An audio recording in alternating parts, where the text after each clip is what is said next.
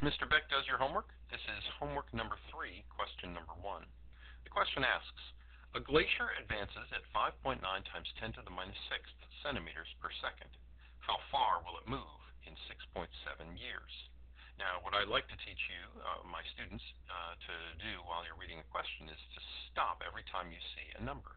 So let me look at that again. A glacier advances at 5.9 times 10 to the minus 6th centimeters per second. Stop. What is that? 5.9 times 10 to the minus 6th centimeters per second. When I see centimeters divided by seconds, that's a measure of distance over a measure of time. And distance over time gives me a velocity. So I know that this number is a velocity.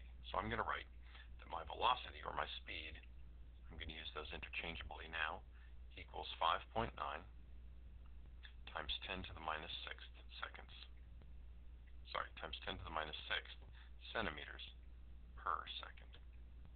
Okay, now I'm going to continue reading. How far will it move? Wait, stop. How far will it move? This is asking me to answer my question with a how far. How far is my displacement? So I'm just going to write x equals question mark, because that's my unknown in this question. How far will it move in 6.7 years? Well, 6.7 years, I could yell stop there. 6.7 years is a measure of time. So I'm going to write that my time equals 6.7 years.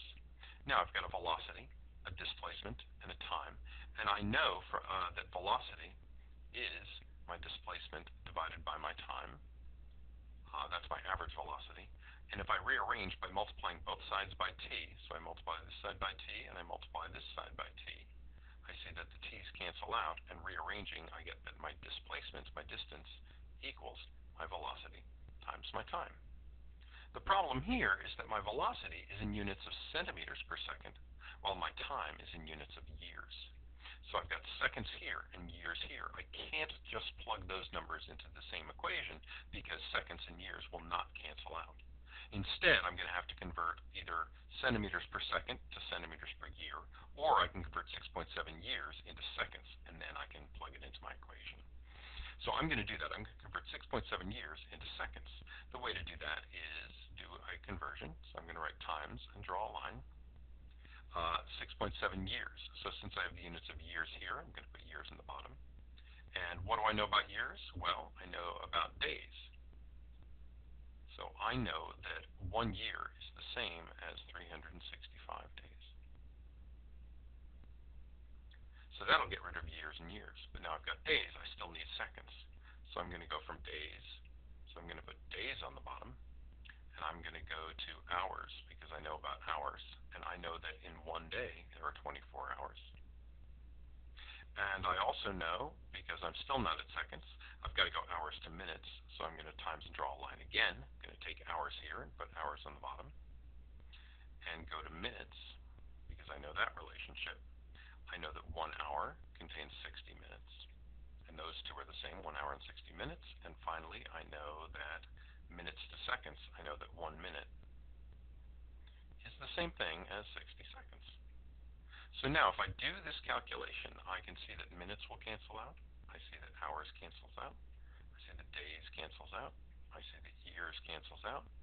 So when I do 6.7 times 365 times 24 times 60 times 60, that's going to give me some number of seconds. It's going to give me some number of seconds.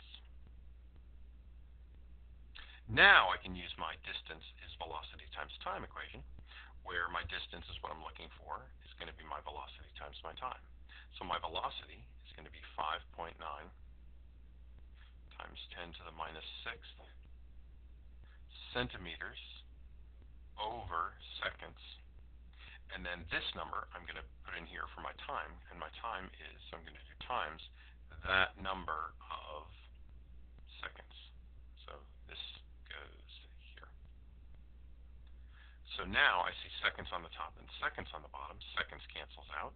I'm left with this number times this number, which is the result of that, and that's going to give me some number of centimeters. And this question asks for answer in units of centimeters, so here is my answer to this problem. The big idea is the units have to be the same. You have to identify each time you see a number, write down the number and the units, and find the right equation. relationship is that my displacement is my velocity times my time. There's my velocity.